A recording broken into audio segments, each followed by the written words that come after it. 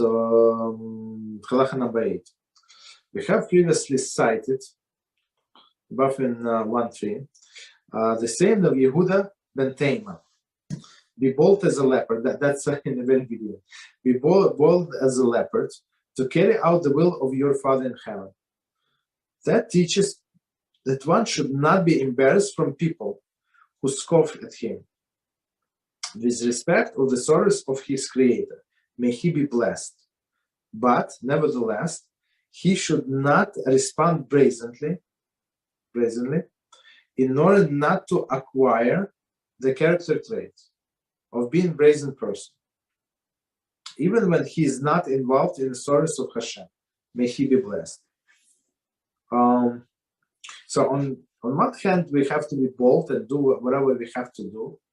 Like for example, we used to travel a lot, and sometimes I would have to do shacharis in the airport, right? So I would do so, not like, of course, I'm going to turn to the wall, but I'm not going to hide, right? So I mean, everybody would see that there is a Jew and he's praying, right? Or mincha sometimes you have you go to Israel. No, most of the times when we go to Israel, we have like meaning. But okay, to other places, it's not always a meaning.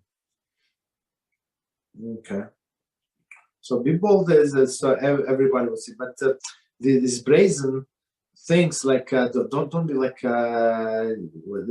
answer people brazenly. Sometimes when there's a heretic, yeah, you have to be brazen and you have to be tough and you have to tell him off.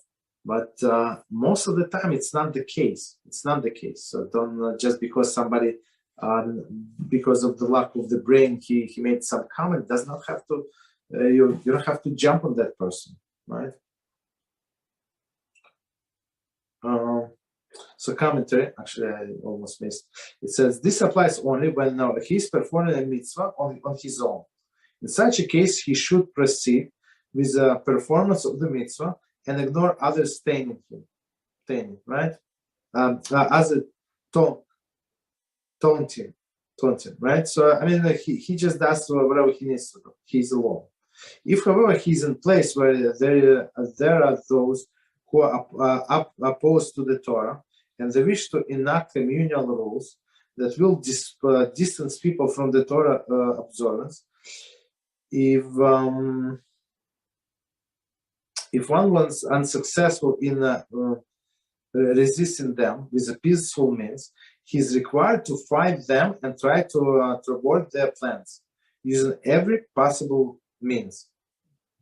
Per Halacha 1:1.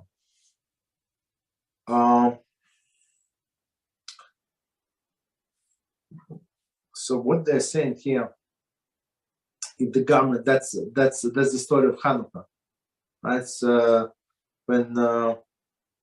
when they rebelled because these Romans, they did not allow us was it Romans to do a circumcision, right? Bris Milah, keep Shabbos and observe Rosh Chodesh, right? Three things.